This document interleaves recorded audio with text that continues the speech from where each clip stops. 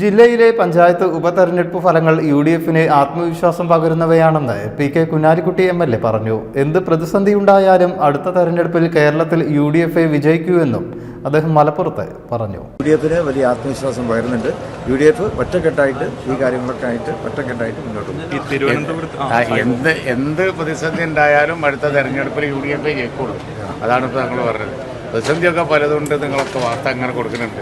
എന്ത് പ്രതിസന്ധി ഉണ്ടായാലും അടുത്ത തെരഞ്ഞെടുപ്പിൽ കേരളത്തിലെ UDF ജയിക്കുള്ളൂ, ഒരു സംശയം വേണം. അതിനിടയിൽ UDFിന് നേതൃത്വം കൊടുക്കുന്ന അതാ പറഞ്ഞത്, എന്ത് പ്രതിസന്ധി ഉണ്ടായാലും UDF ജയിക്കുള്ളൂ. ശശി തരൂരിന്റെ വിഷയത്തിൽ ഒരു വിഷയം രണ്ട് വിഷയം അല്ല, ഒരുപാട് വിഷയങ്ങൾ ഇനി ഉണ്ടാവും. പക്ഷെ എന്ത് വിഷയം ഉണ്ടായാലും ഈ ഭരണത്തിന് ജനങ്ങളെതിരാണ് UDF ജയിക്കും. തരൂരിന്റെ ഒരു നീക്കം ഞെട്ടിച്ചു കളഞ്ഞു. നിങ്ങൾ കിട്ടിയോ? ഞങ്ങൾ കിട്ടി. തിരുവനന്തപുരത്ത് ഇന്നലെ ഒരു കൂട്ടക്കൊലപാതകം നടന്നിട്ടുണ്ട്. അപ്പൊ നമ്മൾ ഇതുവരെ കേട്ടുകേൾവിയില്ലാത്ത ഒരു സംഗതിയാണ് തിരുവനന്തപുരത്ത് നമ്മൾ കഴിഞ്ഞ ദിവസം കേട്ടത്. അപ്പോൾ എന്താണ് മനസ്സിലാക്കേണ്ടത്? അപലപനീയമായ ഞെട്ടിക്കുന്ന കാര്യമാണ് കേട്ടത്. കേരളത്തിന് തന്നെ ഒരു അപമാനമായിട്ടുള്ള കാര്യമാണ് അത്. ഒരു കുടുംബത്തിലെ 5 പേരെ ഒറ്റയടിക്ക് ഇല്ലാതാക്കിയ ഒരവസ്ഥ. എന്താണ് ഇതിന് പിന്നിലെന്ന് അന്വേഷിച്ച് കണ്ടുപിടിക്കേണ്ടതുണ്ട്. അയാൾ ഇതിനെ പ്രേരിപ്പിച്ച വികാരം എന്താണെന്നാണ് നമ്മൾ മനസ്സിലാക്കേണ്ടത്. കാരണം ഡ്രഗ് അഡിക്ഷനാണോ വേറെ എന്തെങ്കിലും ആയിക്കോലെ മാനസിക രോഗമുണ്ടോ, ഈ കാര്യങ്ങളൊക്കെ അന്വേഷണം നടത്തിയിട്ട് തന്നെ അത് വെളിച്ചത്ത് കൊണ്ടുവരണം. ഇതിലൊറ്റൊരു വിമർശനം വന്നിട്ടുള്ളത് പോലീസ് സ്റ്റേഷനിൽ പോയി യുവാവ് പറഞ്ഞതിന് ശേഷമാണ് പോലീസ് പറഞ്ഞതെന്നുള്ളതാണ്. ആഭ്യന്തര വകുപ്പ് അറിയാതെ പലതരത്തിലുള്ള ക്രിമിനൽ പ്രവർത്തനങ്ങൾ ഇവിടെ നടക്കുന്നു എന്നുള്ളതാണ് പ്രധാനപ്പെട്ട കാരണം. അതൊക്കെ തന്നെ അന്വേഷണ വിഷയത്തിൽ പെടുമല്ലോ. ഇപ്പം അന്വേഷണം നടക്കട്ടെ. അതാണ് ഞങ്ങൾ വെറുതെ മനുഷ്യത്വരഹിതമായ സംഭവമാണ്. മൃഗീയം അതാണ്. മൃഗങ്ങളെ മാതിരിയാണ് ഭയങ്കരമായിപ്പോയി. മൃഗങ്ങൾക്ക് അപമാനമാണ് ഈ പേര് പറഞ്ഞത്. ഒരു മൃഗവും ഇങ്ങനെ ചെയ്യുന്നത് ഭയങ്കരമായിപ്പോയി. വളരെ മോശമായ ഒരു സംഗതിയാണ്. അതിൻ്റെ മറ്റു കാര്യങ്ങളിലേക്ക് പോടിൻ്റെ മുമ്പ് എന്താ കാരണം എന്ന് കണ്ടുപിടിക്കണം. ഞങ്ങൾ പറഞ്ഞ പോലെ ഡ്രഗ് ആണെങ്കിൽ ഡ്രഗ് ഒരു സാമൂഹിക വിപത്താണ്.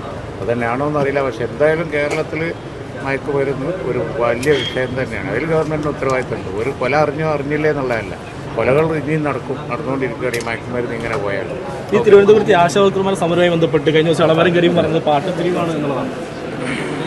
ഈ ആശാവർക്കർമാരുടെ സമരവുമായി ബന്ധപ്പെട്ട് ഈ അളവരം കരീം കഴിഞ്ഞ ദിവസം പറഞ്ഞിട്ടുള്ളത് ഒരു പാട്ടത്തിന് വേണ്ടിയുള്ള സമരമാണെന്നുള്ളതാണ്. ആശാവർക്കർമാരുടെ സമരം ഒത്തുതീർപ്പാക്കണം. മോശമാണ്. കാരണം ആശാവർക്കർമാരെന്ന് പറഞ്ഞാൽ നമുക്കറിയാലോ, അവരെ വെല്ലുവിളിക്കേണ്ട കൂട്ടറല്ല, വീടുകളിൽ പോയി കണ്ണീർ വെക്കുന്ന കൂട്ടറാണ്. അവർക്ക് എന്തെങ്കിലും കൊടുക്കാൻ കഴിയുമെങ്കിൽ ഗവൺമെൻറ് നേർക്ക് നേരെ അവരെ കൊണ്ട് സമരം ചെയ്യിപ്പിക്കാതെ കൊടുക്കണം. ചിലവ് വേറെ സ്ഥലത്തൊക്കെ വെട്ടി കൊടുത്തു പോയി, അവർക്കൊക്കെ ഉള്ളത് കൊടുക്കണം. അത് കൊടുക്കാതെയാണോ ഈ ചിലവിൻ്റെ വർത്താനം പറഞ്ഞുകൊണ്ടിരിക്കുന്നത്? എനിക്ക് മനസ്സിലാകുന്നില്ല. പൂർത്തിയാവും. അതിൽ തീരുമാനം പോസിറ്റീവാണ്.